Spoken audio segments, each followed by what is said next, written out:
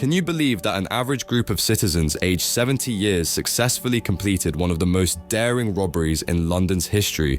This was not just any ordinary robbery. For these elderly men, it was their final and most audacious crime of their lives. They had no guns or weapons, and there was no use of violence. Only years of experience, meticulous planning, and determination led them to successfully carry out the heist. How did these elderly citizens manage to plan everything, evade security systems, and ultimately succeed in one of the most audacious thefts, stealing around £14 million, equivalent to $17.64 million US? In today's episode of Some Stories, we will hear the unbelievable story of the infamous Hatton Garden Heist in London. Hello and welcome to Some Stories, where you can listen to various stories from around the world. Stories that touch your heart, amaze you, make you angry, inspire you, and teach you something valuable. In today's episode of Some Stories, we'll hear about the Hatton Garden Heist, a robbery carried out by a group of elderly men. But don't let their age fool you. This was no ordinary heist. It was one of the biggest robberies in London's history. Let's dive into today's story. It was the Easter weekend of 2015 on the evening of April 2nd, when most Londoners were enjoying a relaxing break, and a few men were preparing to make history in the world of theft. Their target, the Hatton Garden Safe Deposit, located in the heart of London's jewellery district. The Hatton Garden Safe Deposit was situated in London's jewellery district, a hub for traders, gem dealers, and jewellers.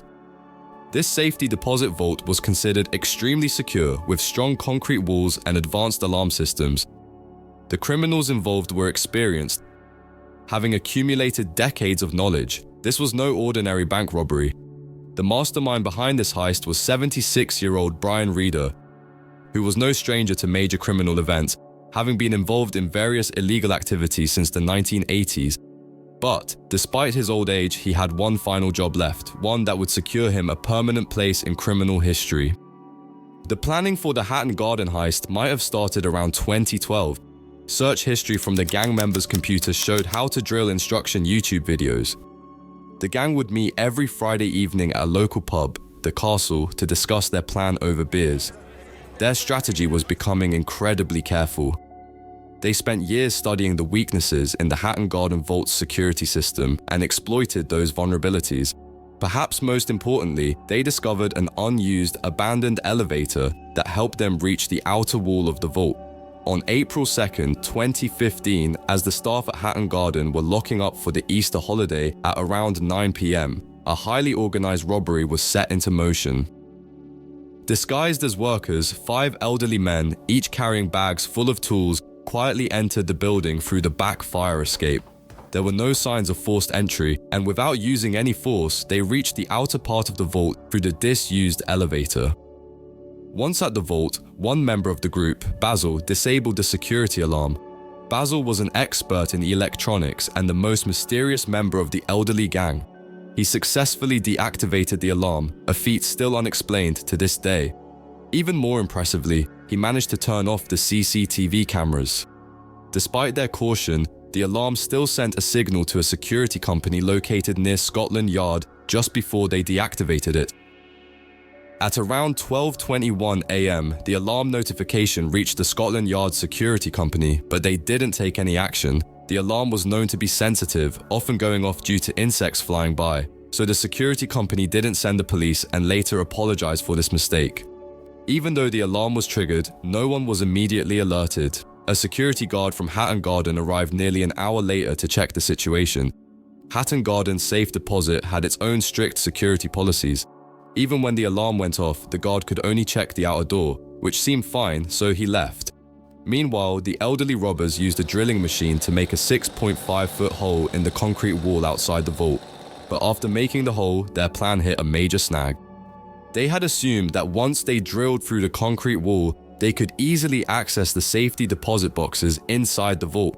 However, to reach the boxes, they had to remove an entire metal structure bolted to the floor and walls, something they hadn't anticipated and weren't equipped to do. Despite multiple attempts, by around 8 a.m. on Friday, the group left the scene, frustrated, without stealing anything. However, they left the back door slightly open so they could return the other day. 2 nights later, while the vault staff was still on their extended weekend holiday, the elderly robbers returned, more determined and with new tools. But this time, 2 members of the group were too scared to participate and decided to back out of the heist. Brian Reeder, the mastermind of the robbery, was one of them. Concerned that even the smallest mistake could ruin their plan, Reeder withdrew from the heist. With 2 fewer members, the remaining robbers decided to proceed with their plan. Dramatically, that night, one of the members collapsed due to a diabetic issue, but the experienced criminals were well prepared and revived him using the medication they had brought along.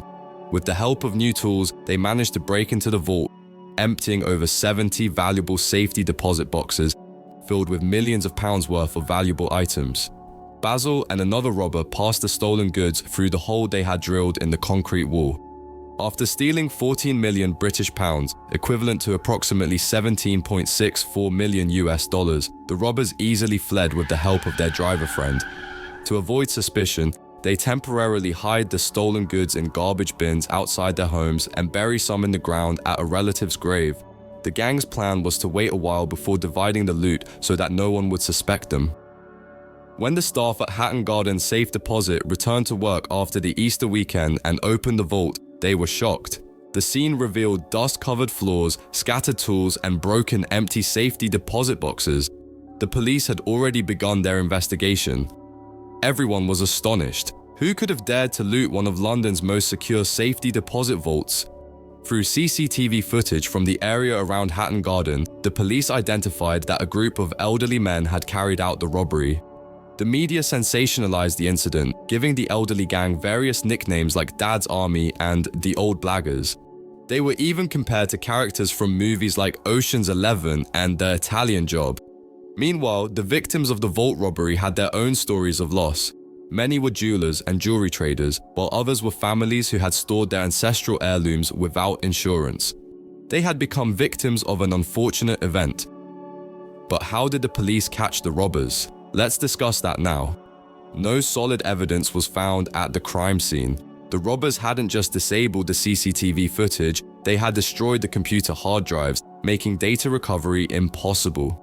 However, surveillance footage from cameras around the building recorded all their movements, which proved invaluable to the police. Based on the surveillance footage, the police identified a white Mercedes seen near the vault before the robbery. This car belonged to John Kenny Collins, a member of the elderly gang who had driven the getaway vehicle. From there, the investigation picked up speed. The authorities placed secret listening devices in the gang's cars, recording their conversations and activities. Soon, the police gathered enough evidence to arrest them. On May 19, 2015, just 6 weeks after the robbery, the police made their move. As the members of Dad's Army were about to divide the stolen loot, 9 suspects were arrested.